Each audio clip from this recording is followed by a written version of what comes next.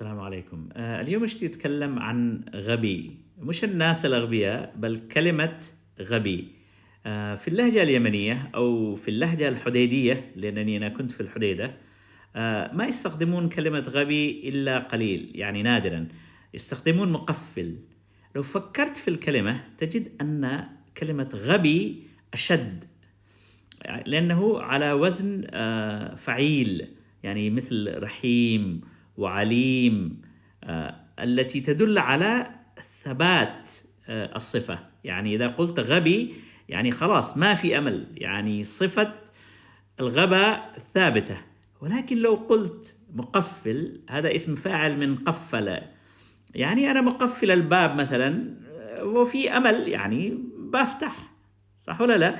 فلما تكون مقفل يعني هو هذا الشخص مقفل عقله وفي أمل قد يفتح.